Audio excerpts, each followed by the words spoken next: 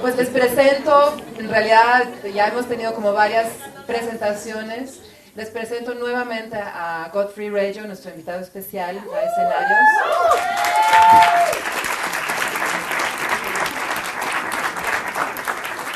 Godfrey, pues bueno, va a hablar de su concepción del cine, va a hablar de muchas cosas, va a haber algunas sorpresas también. Y en algún momento al final también hay una posibilidad de diálogo con él. Vamos a tener que cortar en algún momento porque seguramente nos podríamos extender hasta la noche, pero pues tenemos un programa que queremos también cumplir y Godfrey estará todavía varios días aquí, así que habrá también posibilidad de conversar con él de hoy en adelante, ¿no? Eso les pido desde ahora porque en algún momento va a haber que cortar. Acerca de Godfrey, lo que les quisiera decir es que él tiene una biografía muy, muy interesante. Él me dijo que no quiere hablar mucho de él mismo, pero lo que me parece interesante es que él no se formó realmente como un cineasta como nosotros en una escuela de cine, sino pues más bien creo que fue la vida misma. Él estuvo durante un buen rato de su vida, creo que casi 15 años o 12 años como sacerdote, como monje. Estuvo haciendo trabajo social con chavos de la calle y esto en algún momento llevó a una ruptura con la orden porque pues empezaron a tener como ideas muy radicales acerca de la fe, la liberación, en fin, tú ya nos dirás. Y es entonces cuando él rompe con su vida religiosa y descubre en algún momento el cine. Y realmente su trilogía, sobre todo Koyaanisqatsi en los 80s, cuando sale la película, pues realmente es como un punto y aparte. Y ha influido muchísimo a una estética pues justamente no verbal, no narrativa. Y ha sido un ejemplo pues para el lenguaje cinematográfico pues de ahí en adelante. Entonces bueno, estamos súper orgullosos de tenerlo aquí y pues le doy la palabra a Godfrey Reggio. Thank you. Thank you. Oh, excuse me. Okay, let me turn that off. Can you turn it off? So first, I want to thank you for your beautiful corazón. Thank you so much. Thank you. Let's hope that for the afternoon, I don't just put my saliva on the people on the front, that these words can offer something to you. I want to say that everything I'll say, of course, is autobiographical because obviously I can only speak for myself. I want to also tell you that my birth in cinema, my introduction to cinema, is from Mexico City. It's not from the United States, it's not from Europe. It's, well, kind of from Europe because it's through Luis Buñuel. And when I found out after just coming here 2 days ago that he was instrumental in founding your institute here and that we're now in the Buñuel auditorium, it kind of blew my mind. So for me, he is the father of my cinema. Not that I can do what the great master did, because he has a different kind of cinema. But it was for me not entertainment, it was a spiritual experience. So I have him to thank and Mexico City to thank for bringing him here. I'm going to divide my talk, if I can say, or my class into 3 parts. I'm going to try to give a context of where my point of view comes from. I'm then going to talk about the subject matter of the Qatsi trilogies, And then I'm going to talk about the film form and structure that I use and how I arrive at that. So if you don't mind now, I'm going to get up on the stage, have a little authority. And what do I have? I have about a half hour or so, and then you let me know. And then we're going to open it up for discussion, hopefully. Now, most important for me is what I'm going to start out with. 500 years ago, off the coast of Florida, the Spanish conquistadors were running around in their ships. They had not yet made a sighting of the indigenous peoples of that area. And one day, with 3 ships going up the coast of Florida, they were all very excited. They saw a village, arguably of about 500 people or so. We know this through a diary that someone kept. So there was great enthusiasm among the Spaniards. They were going to make their first contact with the alien, with the people that they had never met before. So they got on their best armor. They even had a horse or two. And a party of about 15 or 20 people left the ship and came on to the land. And what I'm going to tell you now is not only happened in Florida, it's happened all over the world 500 years ago, 300 years ago, 200 years ago, wherever there was European exploration and colonization of indigenous people.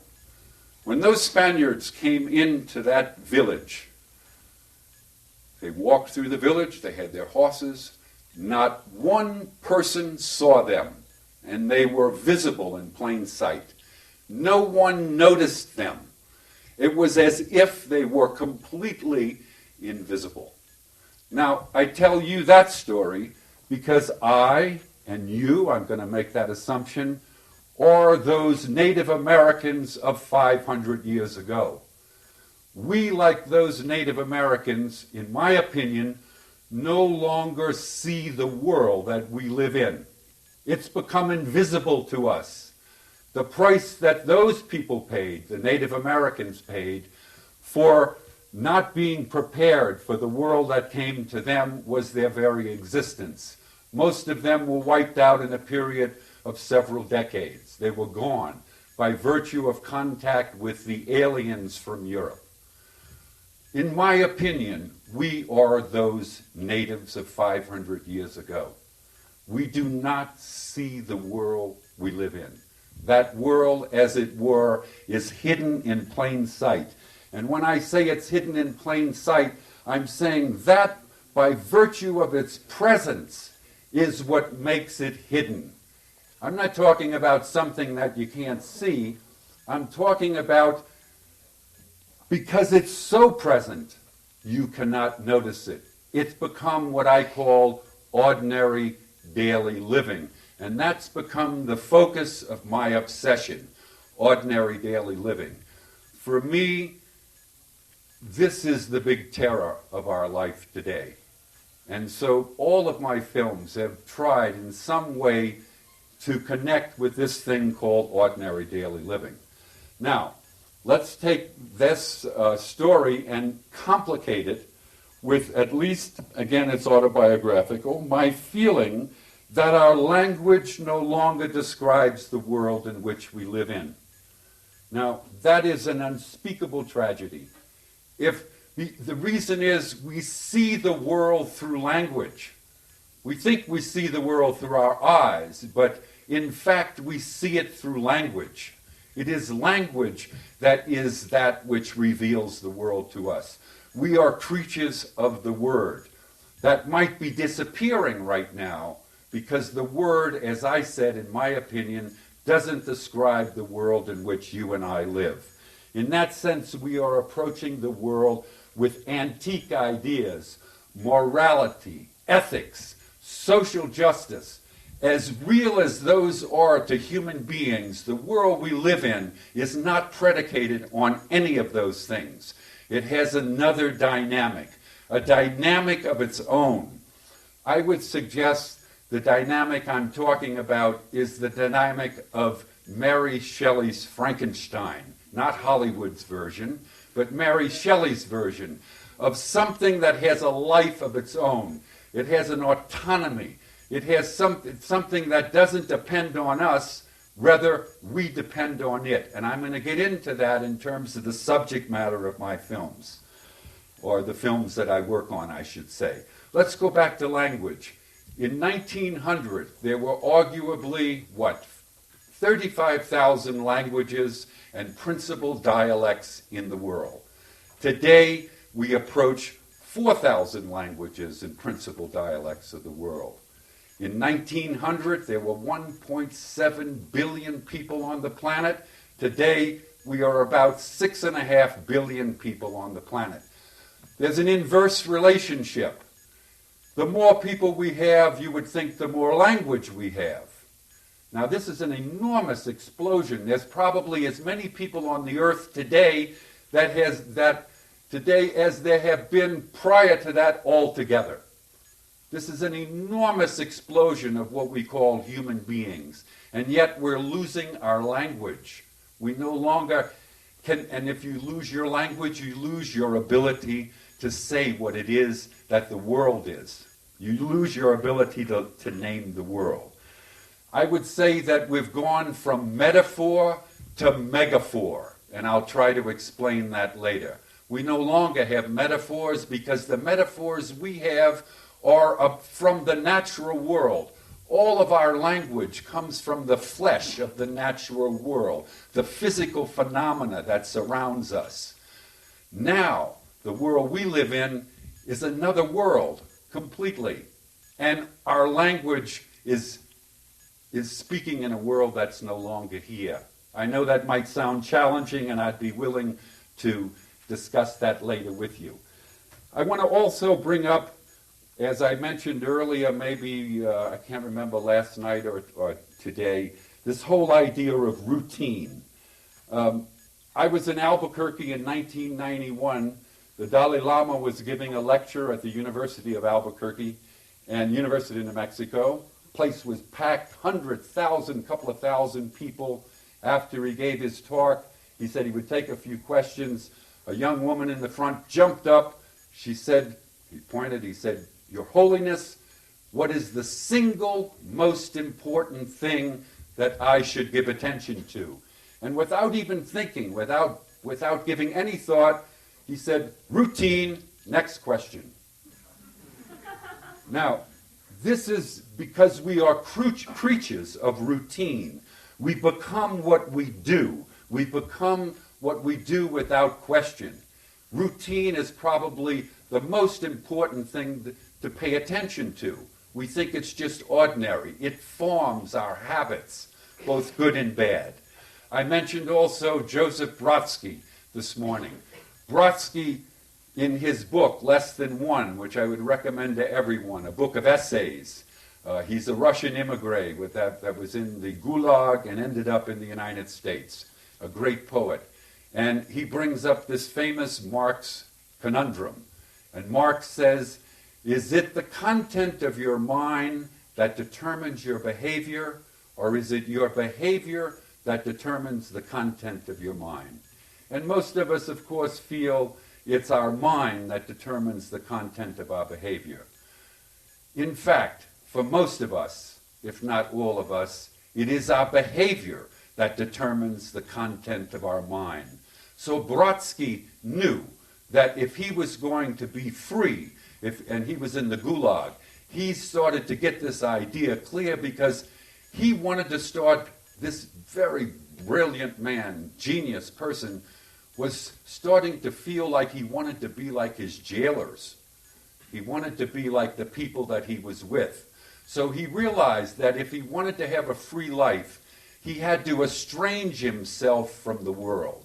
He had to, in the words of another famous person, dare I mention his name, Jesus Christ, Jesus said, "He is in the world, but not of the world." All of these people who were talking about doing something special, Brotzky included, had to deal with how do they do two things at the same time that seem contradictory. Be estranged, yet part of the world. So what I'm saying is habituation, routine It's the most important thing that we can give attention to, because if we don't, we become the routines that we do every day without question. In fact, because we're sensate beings, because we have the senses, the 5 senses, or 6 if you include the skin, you become what you see, you become what you smell, you become what you taste, you become what you hear, you become what you feel. This is who we are. This is the flesh of the world that we're part of. It's not by accident that all of us have a nose, 2 eyes, mouths, nor all the animals that have the nose. We all come from the flesh of the earth. And it is that flesh that, if we're not conscious of, we become the environment in which we live. My point is that we no longer live in the natural world. We live above it. We use the natural world for our resource to sustain the artificial world we live in. I see the world as that which is the terra firma on which we stand. We no longer stand on earth. Our senses are no longer being touched by the earth itself. Everything is through mediation. If you were to be able to see all of the electronic and gas and chemistry that is in your environment but not perceivable to your senses, it would probably give you an epiphany. It would change your life. So we live in a world. When I was in the 60s, we had a very famous book by E.F. Schumacher that says, "Small is beautiful." Tragically, 30 years later, 40 years later, I can say that small is dangerous. The world we live in is not perceived. It's not, our senses can't perceive the world we live in. That which is in the driver's seat is in that cell phone of yours or in a computer. It's not observable to the human eye. It's microscopic. And they're trying constantly to make it smaller and faster and smaller and faster. So I guess what I'm getting to is that we live in a world that probably we don't understand. If we've lost our language to describe it, what are we going to do? You know the famous Chinese proverb, in the time of maximum social crisis, the single most important thing all of us can do is to rename the world in which we live. Now think about that. The power of the word is not to communicate, it's to commune, it's to make, it's to create. We are the word. This is who we are. We see the world through our word. If our language is not here, we're not seeing the word. We're like those natives of 500 years ago who can no longer see that which is present in front of them. So I would compare it to this. If there was a fire in this room right now, and all of a sudden the fire department came in, and the room is full of smoke, and the fire is down underneath, and the firemen come and they put their hoses on the smoke. Not very smart. You want to put your hose on the fire.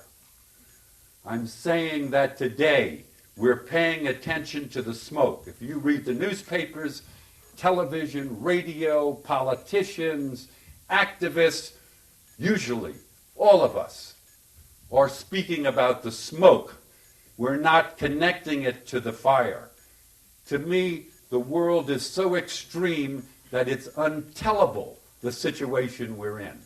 Now, you could say this is a prophet of doom or trying to give you a bummer, but I want to at least let you know how I feel. I feel that the world is so stretched and so in such an extreme state that I have no words to describe it. So, hence, I thought I would make a film about this world. Now that's audacity, okay? One could call it even megalomania. Who gives you the right to try to rename the world in which you live?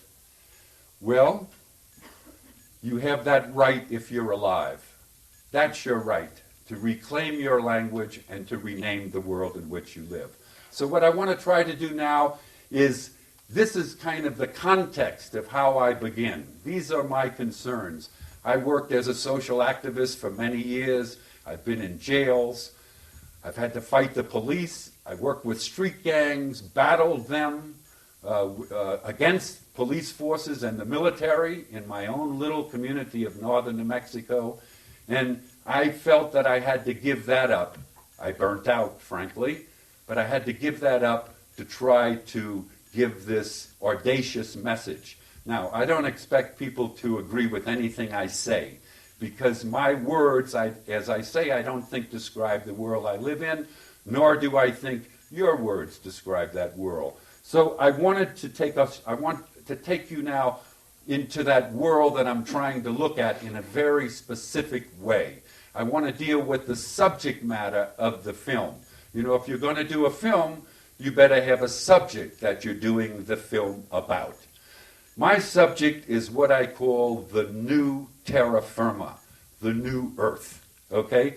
I'm sure you know that the grand design of nature is where all aesthetics, all form, breathe forth from that medium. As I said, everything that nourishes us comes from this natural earth. If the earth that if the ground that we walk on is shifting, is changing, we being part of nature, human beings, if nature radically changes, then you and I radically change, because we cannot separate ourselves from nature. We're not different. We're not different from the animals. We have a different way of relating here, but we're part and parcel of the world that we live in. If the world changes, we change. So what I would like to try to show you is that the world holds itself together through unity. This is obvious, no? Unity is what holds the world together. But there are two kinds of unity. There's the unity of homogenization, and there's the unity of diversity. And I'm going to ascribe to these. The unity of diversity is old nature. The unity of homogenization is new nature. And I'm going to try to give you some of the characteristics. There are many, but I'm going to try to give you what I feel are the characteristics of these two worlds that we live in at the same time, side by side. So, old nature breathes. It has breath. New nature is breathless. Old nature has an horizon. New nature, horizonless. Old nature, anima mundi, soul of the world. New nature, technomundi, technology world. Old nature, diversity. New nature, homogenization. Old nature, organic. New nature, synthetic. Old nature, cellular. New nature, program. Real, virtual. Word, image. Language, number. Immediate, mediated. Mystery, certainty. The old world is ascribed in mystery. Our minds cannot comprehend the completeness of the world. New world, certainty. We can know everything. Old world, sensate. New world, digital. Old world, embodied. We're embodied in the old world. New world, disembodied. We're disembodied by virtue of the mediums that we live in. We give up the flesh that is who we are. Old world lives in stories. New world lives in storage. Storage is the essence of the new world. Okay, how much you can store. Old world is local. New world is global. Old world has remembrance, memory. New world has data. Old world is on planet. New world is off planet. Is there any... So we're talking about the natural environment, of course, and the technological environment. Now, if you're a filmmaker and a documentary filmmaker, which I consider myself and my colleagues to be that work on these films, how are you going to show this? How are you going to say it? It's an audacious enterprise to think that you can make a film that will try in some way to name in its own little way the world in which we live. So it was that challenge that I faced. So now I get to the heart of what I think the issue is. It's technology. The new world, the blue planet, as opposed to the old world, earth. The essence of the new world is technology, but with a big T. Now, what I mean by technology with a big T, we have identified technology with the machinery, the gadgets, the apparati, the communications, motors. It's way beyond that from my point of view. I don't know if you're Catholic or not, but I'm going to use what I learned as a Catholic monk to explain to you what I think is the power of the new world. You have heard of the word sacrament, have you not? Sacramental? Do you know what a sacrament is? Let me tell you. When you get married to someone in some countries, you put a ring on your finger, okay? What does that ring do? It symbolizes your fidelity, your union, your communion with your spouse. It's a symbol.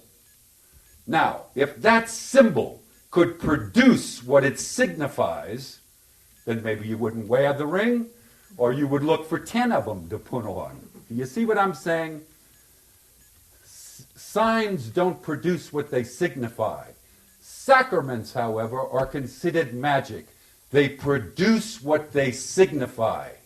I am telling you that taking the concept of sacramental, of turning bread and wine into the body and blood of Christ, is what's called transubstantiation. It changes the substance of something.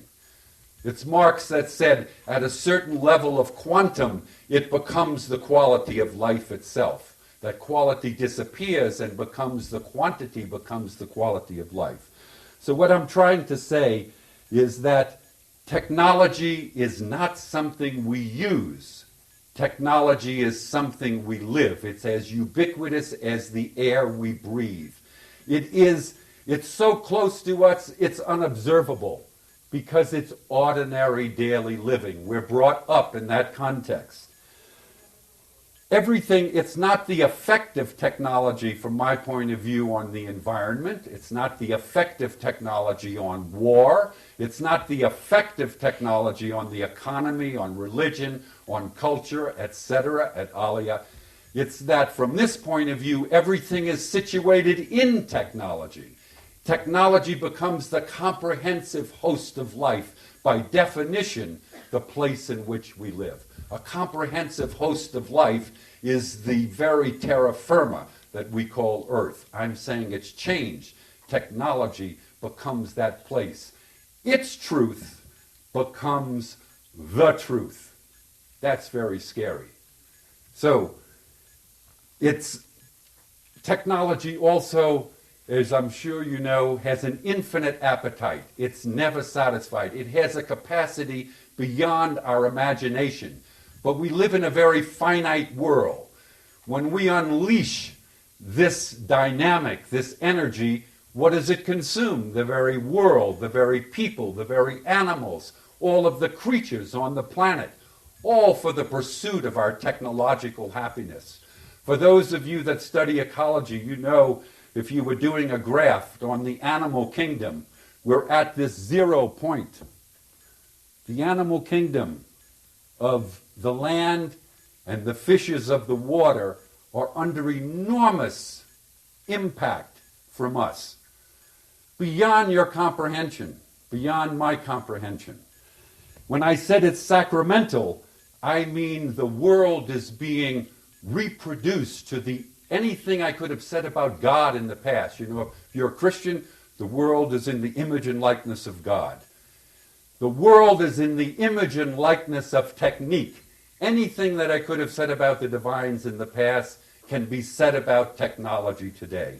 The world is being remade into technology. That's what globalization is about. The new sun is technology. It is that which never sets. When I say we live in an horizonless world, we're off planet. All of us, you know all the stories of flying saucers and aliens amongst us and what do you call it, being taken up into alien ships. If you lived in the Middle Ages, They wouldn't be talking about that. Everybody was seeing angels in the Middle Ages. Literally, you can study it. Angels were everywhere. Because what we see comes out of our subconscious. It comes out of those things that are present, but we don't know how they got there. Because we are off planet, in my opinion, because we are the aliens, we are using our imagination in a science fiction way to describe these people as coming to our planet. We, in fact, are living the life of the fiction of science. In that sense, we are the alien. In that sense, we are dreaming about other entities coming here. We are those entities that are no longer present to our own world. So, we are alien, okay, so I think I've covered that. I don't, let me just see what, oh, Jesus, okay. So, let me just conclude about technology, then I'll get into the form of the film. How do I deal with this?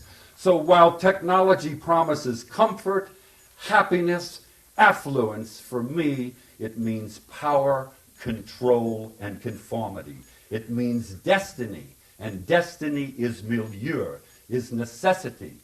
My teacher, Ivan Illich, said, freedom is the ability to say no to technological necessity. Try that one around sometime. Okay? What I'm saying to you is that the most practical thing to be today is to be idealistic, is to try to have another point of view about the world in which we live. So our highest degree of freedom, in a sense, is knowing that we are somehow not free. So once one knows that, then you can do something about it. So in my films, I've tried to seek the darkness, as it were, from the blinding light of technology. Now let me say this, that it's not like I'm against technology. It might sound that way, but I'm trying to at least tell you what I observe. I'm trying as much as possible not to make a judgment about it. I think it's impossible to be a human being and not make judgments, on the other hand. So I'm offering you a contradictory position to hold at the same time. And so I guess what I'm trying to say is that these films are an attempt to shield, to let us know that we have to protect ourselves in some way from this blinding light of technology, that which is now the sustenance of our very life. So how do we do that? So I come now to the film. You know, there are many different ways to make a film.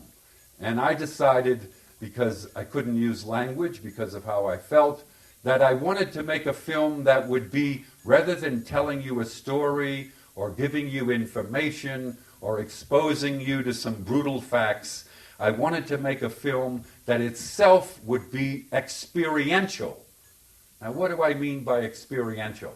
I wanted to make a contradiction. I wanted to have a direct, mediated experience. Now, you might ask yourself, here you are talking about technology like that, but then you have to use an enormous amount of technology to pull this off. And again, if one is not willing to embrace contradiction, then one can't do these kind of things. I can't say these things and have an immaculate conception. If you want to speak to someone, you must speak to them in their language. For me, the lingua franca of the world is the image. It is technology. It is a great tragedy. So I wanted to speak through that medium by using the very thing that I'm criticizing. You know, if you're a firefighter, sometime you have to use fire to fight fire. So today everyone is singing, at least the little that I can tell, everyone is singing the praises of technology. Oh, if we could only use it properly. It's pure hubris as far as I'm concerned. We're not in charge. We're like the people in the airplane strapped in a seat. The machine is flying us, not us. We don't fly. We get strapped into machines that fly. Okay? So I wanted to make a direct experience like the sunset or hearing someone play a beautiful piece of music, but albeit through this mediated form called a film or a movie. So, what did I have to do? If you make a traditional film, there's the foreground of story, characterization, plot. That's all the foreground. In a traditional, say, theatrical film, the background is called second unit.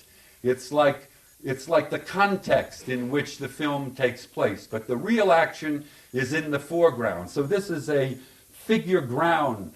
If you know that great figure ground experiment of the early 20th century, where you saw things in black and white that had different looks depending on how your eye focused on them. I wanted to eliminate all the foreground of the cinema for my film. I wanted to get rid of the characterization, the plot, the story, as it were.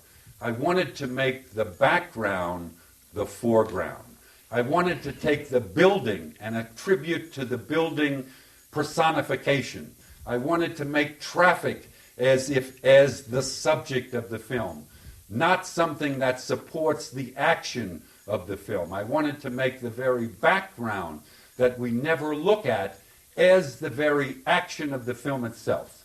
So, in that sense, landscapes become my characters. Now, you can say, well, gee, that's kind of boring. Wouldn't you rather have a person up there, that a beautiful man or a beautiful woman or some people, powerful people? For me, a landscape is much more important for this kind of film than the people, and I'll explain why. So if you'll allow me, I'm going to read from Octavio Paz, one of my teachers. Octavio Paz says, "The landscape does not function as the background or physical setting of the narrative. It is something that is alive, something that takes on 1,000 different forms. It is a symbol and sometimes more than a symbol." And this is the most important thing, a voice entering into the dialogue, and in the end, the principal character of the story. A landscape is not the more or less accurate description of what one's eyes see, but rather the revelation of what is behind visible appearance. A landscape never refers only to itself. It always points to something else, to something beyond itself. It is a metaphysics, a religion, an idea of man and the cosmos. For Octavio Paz, every landscape has an inscape. Now, please, I didn't know about Paz when I was making these films, other than everyone else that kind of heard of him, but I was not someone that got into his work. It's only in the 90s that I really discovered him. But for me, he's like an archangel of the word.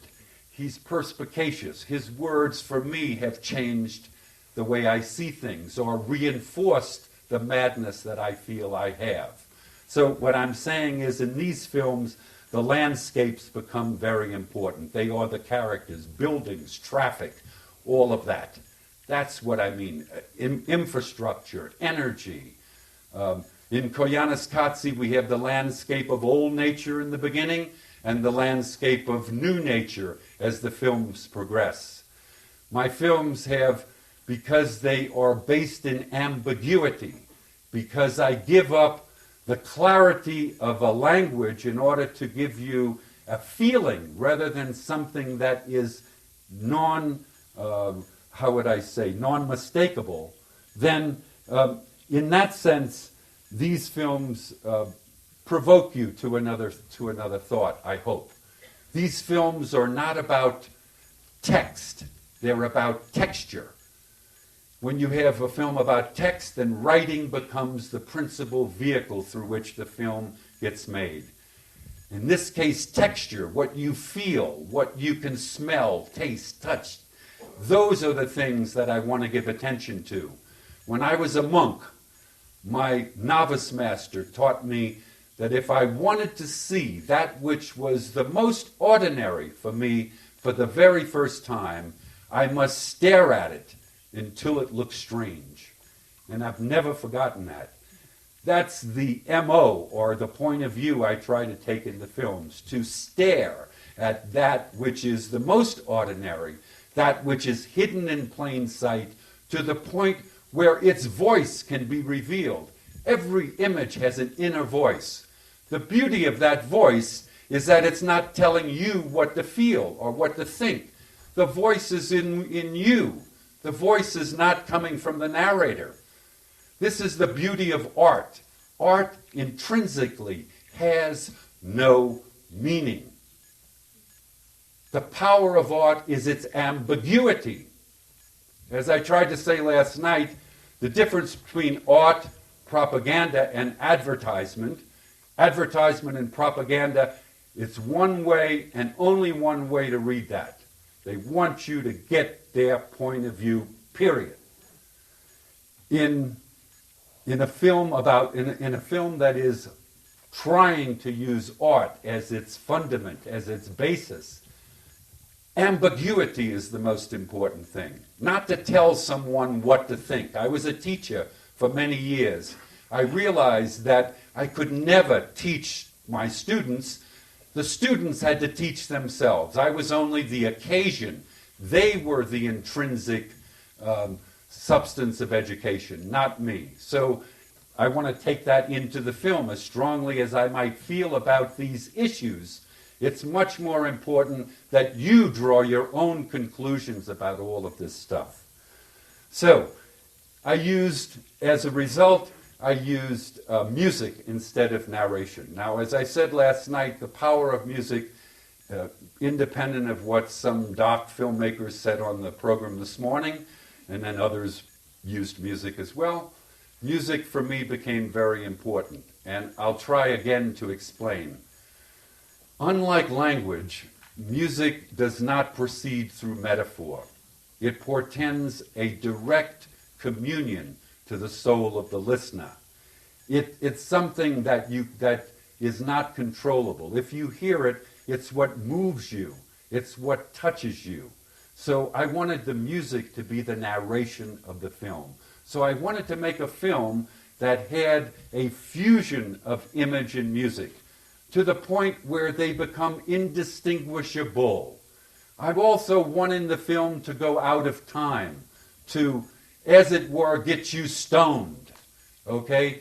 This is not a film that's aimed at your head. I'm not trying to give you arguments. I'm not trying to convince you. I'm trying to give you a high, as it were, on media.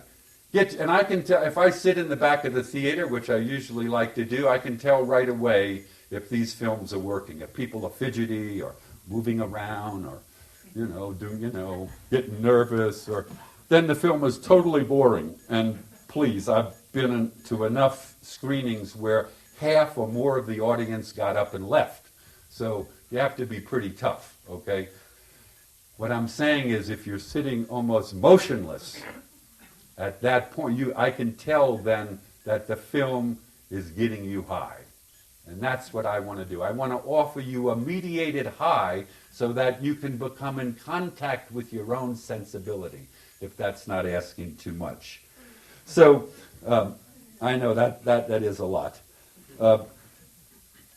I use now, I can't show you in a specific way, but I want you to know that in making at least these kind of films, I put as much work into the preparation of the film as I'm sure would go into a feature film, from screenwriting to pre-production, the choice of camera, stock, lenses, motor speeds, all of those accoutrements that give you some possibility to speak through the medium. So I write what's called a talking paper, okay?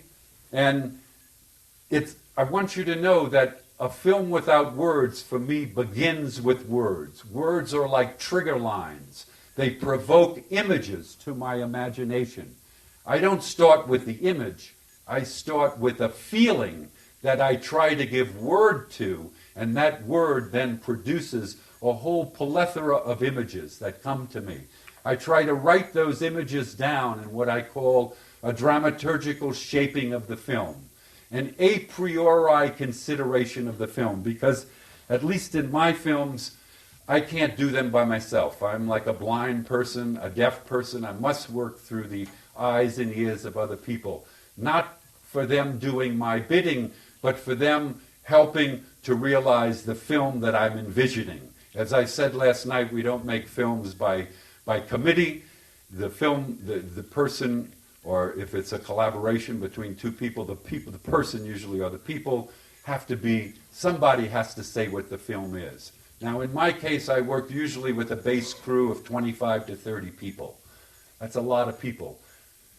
With a film like this that has no normal tradition of cinema, you could end up with 25 or 30 films. I could still be making my first film.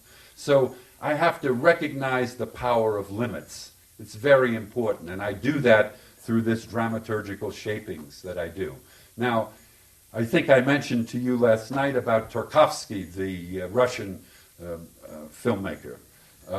Tarkovsky wrote this fantastic book, which I want to recommend to you, perhaps even more than his movies, called Sculpting in Time. If you haven't heard of it, get it. It's like, it could change your life. Okay? And Tarkovsky says that he knows his film is on track when everybody is breathing with one breath and has one heartbeat. Okay? Now that, I say it in another way. I know the film is happening when there's genuine enthusiasm. Enthusiasm is something that you can't demand. You can't say, okay, stand up and be enthusiastic. I mean, it's not going to happen. Enthusiasm comes from the Greek word in enthos, which means the God within. This is a gift of the gods, according to Plato, more profound than any intellectual gift that we might have. It's the muse, as it were, that takes us over. You know, I work with a person, Ray Jimenez, and literally he's like a human chihuahua. He's like all pumped up all day.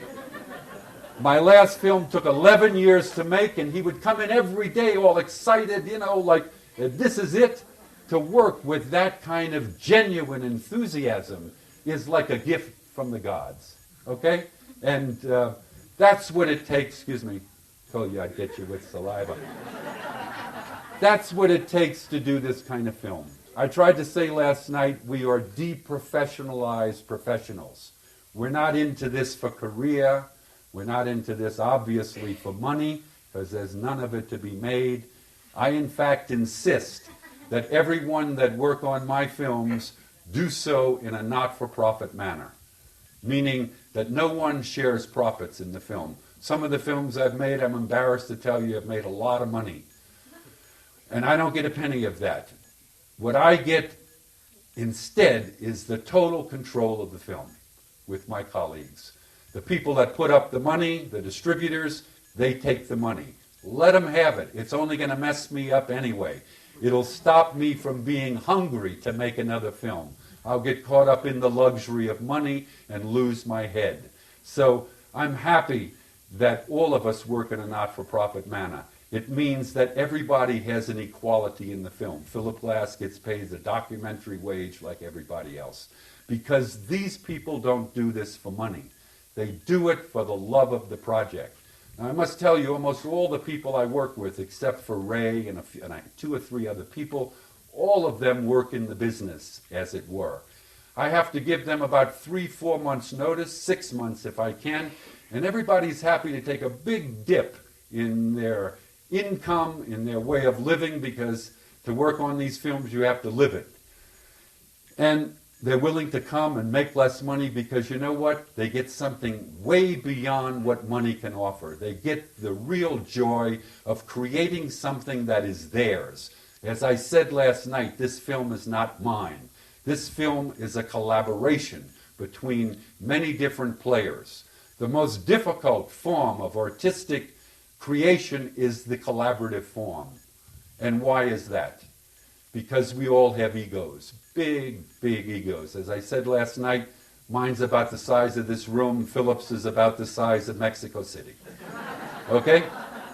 And I think that's good, because without a strong ego, you can't do anything. You won't assert yourself. But if you have vanity of ego, and you're in a collaborative forum, then you might as well drop out. That means no one can criticize you? How many editors have you worked with that refuse to let you see their work until they get it right to that perfect point? So it'll be weeks before you can see my work. Every day, from the janitor to the cook in the kitchen, because the dining room is my main room in the studio, to the people that work on the billing, to the editors, to Philip Glass, myself, my other colleagues, we screen every day the work of the edits. Everybody is free to make their comment without looking for, gee, maybe the boss won't like what I'm going to say. Maybe Godfrey's going to whack me if I say it's full of shit or something like that. So what I'm saying is a collaborative form for the way I work is necessary. I don't have the capacity, like some filmmakers, to be the cinematographer, the writer, the editor, the sound person. It's way beyond my capacity. So I must pursue this collaborative form. So I'm afraid I'm going way over time. What is the time looking like? I lost track of it. I'm over time? Okay, so please, I have a lot more to say, but I would rather enter into a dialogue. But what I would like to do is just take a few moments of your time, and I would like to show you the first media work that I and some of my colleagues did. When I say some of my colleagues, Ron Fricke, those of you might know him from his work in Baraka. He's now shooting a film called Samsara on his own. Most everybody I've worked with is now out doing their own work. But this is the very first project. I brought Ron together and a group of people, and these were a group of adverts for the American Civil Liberties Union. So I'm not going to tell you what the campaign was. I'll only tell you that this was a saturation mixed media campaign. We had an angel that was willing to put up the same amount of money that, say, a bank or the cigarette company or a liquor company would buy in terms of buying out a market for a month. So our ads were inescapable. They were at prime time. Our radio was at drive time. We had billboards in high traffic density areas. We wrote a book, inserted it into a newspaper as a pamphlet. We had talk shows. We had floating balloons with eyes on them all over the target area. So we went literally crazy in a month. And I'd like to show you if the film, it might be a little old in terms of the VHS I have. But this is that first step for me towards a non-spoken cinema. Please.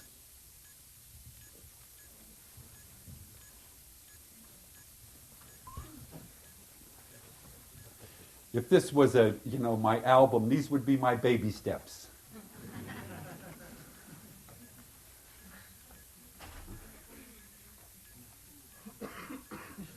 So this was done in the 1970s, 1974. So it's going to be a little rough, okay? Bear with it. Look at that.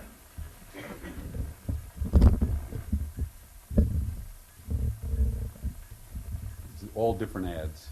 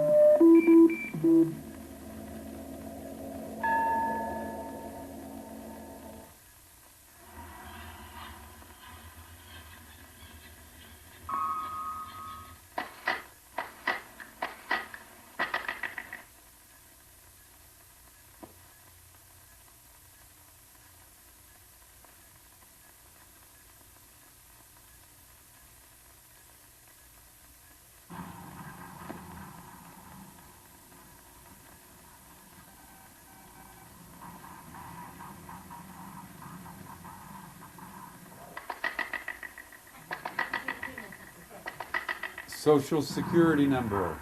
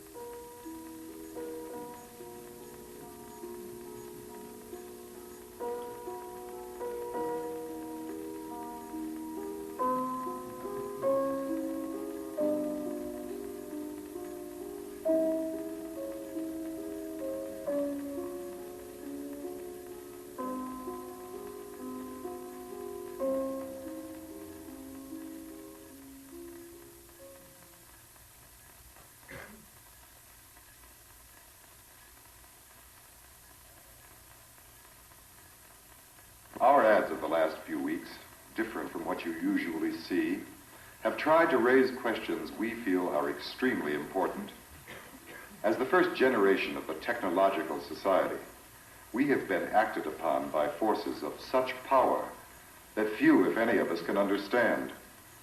Extensive information gathering on every American, human experiments with drugs and psychosurgery, electronic surveillance, the era of the computer, invasion of privacy, growing government and corporate power over our lives, a people plagued by dehumanization, loneliness, and violence.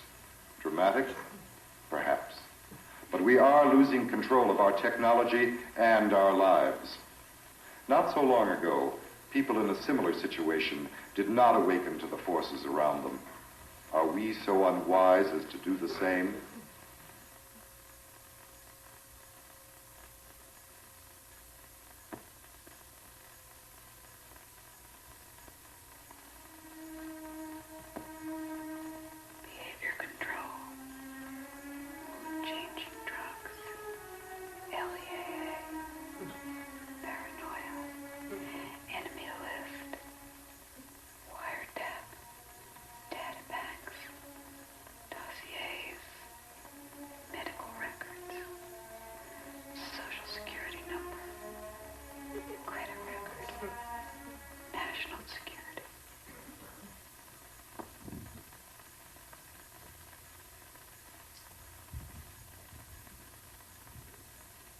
The New Mexico Civil Liberties Union has tried to raise questions concerning the growing problem of invasion of privacy and what this leads to, widespread control of human behavior. Many of you will read our newspaper ad, The Statement of Common Sense. If you support this statement, please call us collect and let us know. If you wish more information or want suggestions about what you can do, call us in Albuquerque Collect at 765-5900. So I just want to end up by saying this, that, you know, this was not for an elite or anything like that. This stuff went out to millions of people over their TV set, their radio, at billboards, it was inescapable. This shocked people because it was unexpected for the medium that it was in. For the first time in Albuquerque, the 3 broadcast stations of that day were receiving hundreds, sometimes thousands of calls, finding out when is the next ad going to be on? What is this about? Now, any commodity advertiser would love to have that kind of response to their product. But all I'm saying is, when you do something that is in diametric opposition to the nature of commodity advertising, you then aren't competitive you then become different. It stands out. So, for example, for billboards, I noticed in studying and getting ready for the campaign that while billboards appear to be different, they're all the same. They have a commercial look to them. So instead of looking for billboards that were by themselves, I deliberately had billboards placed when there were a whole bunch of other billboards present. And so that eye that you saw, which is, you don't, if you know what an American dollar is, that's the eye of Providence on the back of the dollar. Okay, so we were dealing with the United States. That eye or that child with their Social Security number, which in 1974 was given out to children in the kindergarten as their universal identifier, that billboard is so different from what you see for commodity advertising. Instead of being competitive, it leaps right out at you. So we had some of us sitting behind billboards, watching people go by and watch their response to it. Okay, I think I've talked myself out. I have more to say, but no time to say it. So please, let me take your comments or criticisms, questions, whatever you'd like to do. Bueno, yo primero quería agradecer tu claridad y tu entusiasmo. Creo que más allá de que es inspirador, pocas veces tenemos oportunidad de recibir una clase que nos invite a reflexionar acerca del lenguaje y el discurso en el cine, ¿no? Y eso creo que es de agradecer. Quería que me hablaras un poco de tu experiencia acerca de Evidence. La pudimos ver ayer y bueno, a mí me gustó mucho. No sé qué esperabas tú que sucediera cuando la filmaste, o si te sorprendió el resultado, o no sé, que nos hablaras un poquito de esto. Gracias. Well, I never thought about who would see the film. I made the film for myself.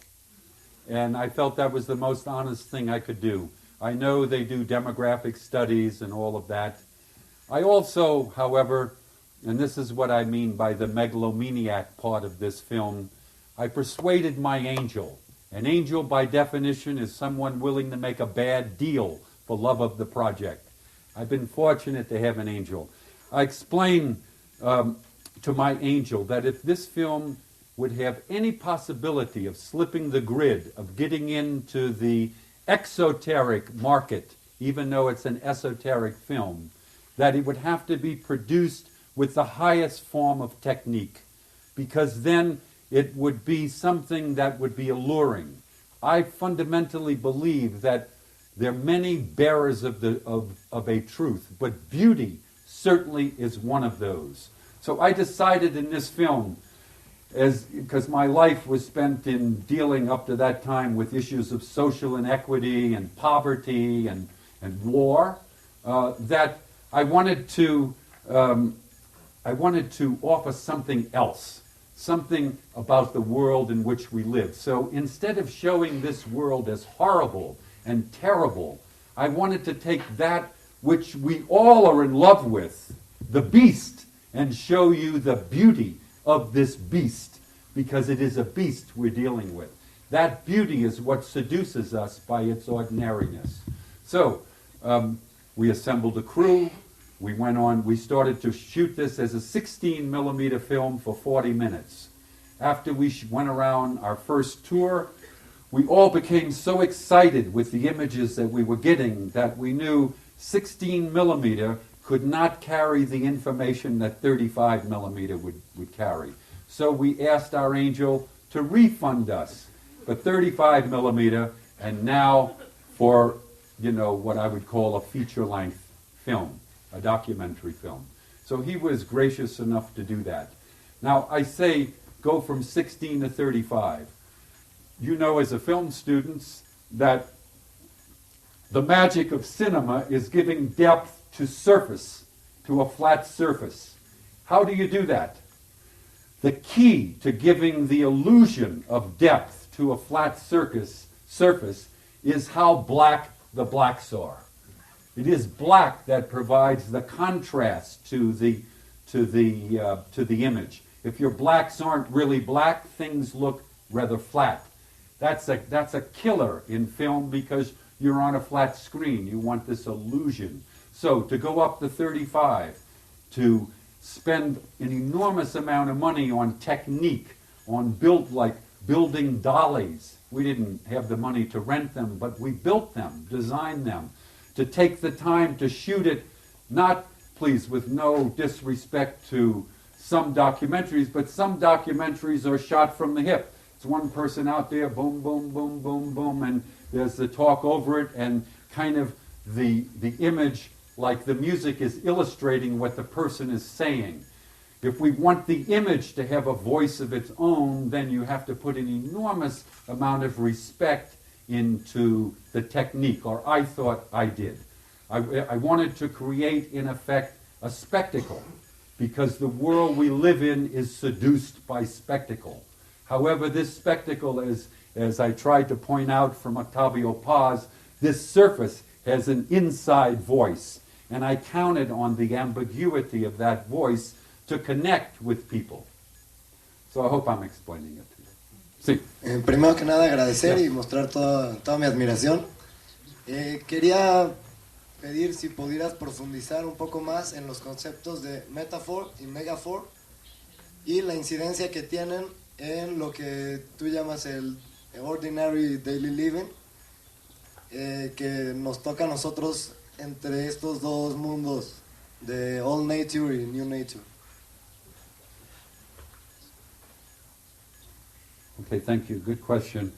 It would take me a while to try to really, because I don't know if this happens to you, but when you speak in front of people, sometimes you hear yourself speak for the first time. To me, I call this dialogic communication, and I count on it in my films. In being able to articulate in front of others, you actually can hear for the first time what you're trying to say. So thank you for the question. And I'm hearing my answer for the first time. Metaphor, of course, deals with what? Language is premised on the unknown, right? If we didn't have the unknown, if we didn't have mystery, we would not have language. Language, so what do? Metaphor takes the known and compares it to the unknown, or the unknown and comparing it to the known. That's what metaphoric thinking is. You can't talk about schmaltzes on flavocytes because you don't know what a schmaltzy is or a flavocyte. You have to have one of the terms that you have some understanding for. Say, this guy moves like a ton of bricks. Where's the metaphor? The ton of bricks. Now, when I say megaphor, megaphor doesn't deal with language, it deals with image. It's the equation of the new language, as it were, the image. And we're inundated with image. So, for example, theatrical movies that come out of Hollywood no longer tell stories. They're like pyrotechnique, muscle men flexing special effects. The story is virtually gone. It's inconsequential to the excitement or the adrenaline of the action, which at the end of it you're exhausted. Much like I hope you're exhausted at the end of my film for another reason. Okay, so I hope let me just say this also. The language that all people speak, or all cultures speak in some way, not everybody in it, is the language of mathematics. Okay? Mathematics, however, is not premised on the unknown. Mathematics is premised on certainty. It's called unclear certainty, but it's certainty. They want to have a clear answer. The computer is premised on mathematical languages. It's premised on certainty. Our language is premised on mystery. That's its beauty. That our mind will never comprehend the totality of what it is to live in the flesh, to be in this world of flesh. It is the mystery of life itself. In that sense, that's why I can say, of course I believe in God, because my mind is so limited. I don't mean doctrine and archbishops walking around very wealthy and big palaces, or, like the biggest palace in the world is the Vaticano. I don't mean that. I mean something more fundamental than that, something spiritual. I think it's very reasonable in the presence of mystery to acknowledge that what's it all about? And that mystery for me there's nothing we can say about God. Nothing. Zero. Everything we say about God is analogous to something else. We can say nothing directly. So, for me, that mystery tells us the meaning of a metaphor. Our language is based on the unknown. And the reason we're losing our language is that we live in a world that requires certainty. See what I'm trying to get to? Okay.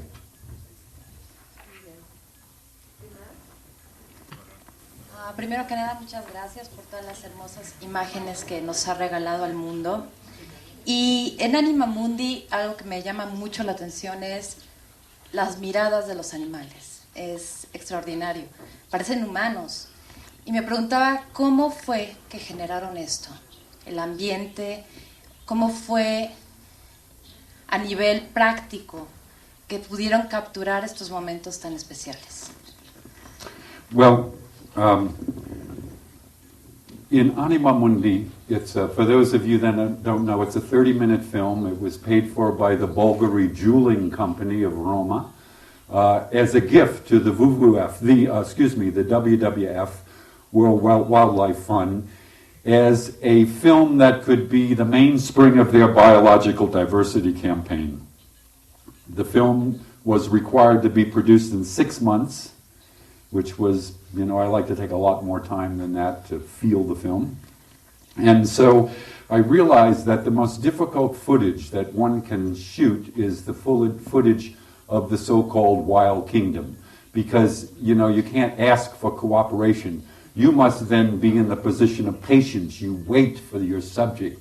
And in this case, before digital and all of that, because this film was made before they had all these ubiquitous instruments, literally, nature filmmakers took years to capture the images that I had to have for this film. So, by way of saying, 80% of those images were stock and archival images. Now, one other thing, in nature footage at that time, almost all nature footage, because of the expense, because of how much time it takes, was done in 16 millimeter. And my requirement was to have a film in 35. Nothing looks worse in terms of filmmaking than to take a wide shot in 16 and blow it up to 35, because you lose half the information or more. However, for some remarkable reason, close-ups, if they're taken very well in 16, can be blown up to 35 with almost a professional not being able to tell the difference. So a close-up works very well if you're coming from 16 to 35. And what I wanted, of course, was this face-to-face contact with creatures. When you see animals, sometimes people think the animal is reading their mind. Well, of course, you're reading your own mind. The animal is the occasion for that. So I wanted, as much as possible, to have eye contact with the animals. And then with the 20% that I shot, there were animals in captivity that are working animals. They were wild animals. Most of those are horror shows that work for the film business or for other kind of crazy things. But I found this beautiful couple that had 99 animals that loved them, actually. So, here they are renting them. But they picked up animals that were somehow caught out of the wild and nobody could deal with them anymore. And so I had the opportunity to shoot these beautiful animals with the trust of their keepers. And I felt the animals loved them. The other places I went to, people beat the animals into what they want them to do. So it was a horror show. Yes, please. Bueno, hola. Yo creo que la sensibilidad humana no debe de quedarse solo en el arte. Creo que debe trascender a todas las instituciones humanas y a todas las disciplinas. Pero pues aún así no sé qué podría representar una forma de poder poner ese lenguaje en un código, digamos, como más concreto, como más directo. Tú lo intentas con el cine. ¿De qué manera podríamos hacer que lo que intentamos comunicar por medio de una película también pueda llegar a componer un código en relación a las palabras, en relación a la gente a la que se le tiene que cambiar un poco la manera de pensar para poder comprender ir y proveer algunas soluciones. Well, I would have to say your question is more your question is bigger than my answer. Okay? And what I mean by that, I don't have a clue how to figure, but I'm not putting down what you say. I'm saying that to have such a profound question, that means that you might be seeking that answer, and we would all be looking for what it might be. I can tell you in a word how I act. I hope it's not shocking. I take this from Nietzsche. Nietzsche said, "We have art in order that we not be perished from the truth." Okay, now he meant the truth. Okay, that's what art is for. He also says that please act as if you know what you're doing.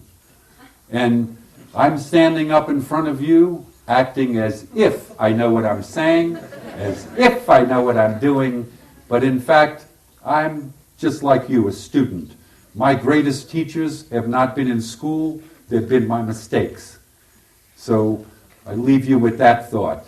Let your mistakes be your teachers, but fear not doing something. You must do something. I said last night the Zen statement, very famous, leap and the net will appear.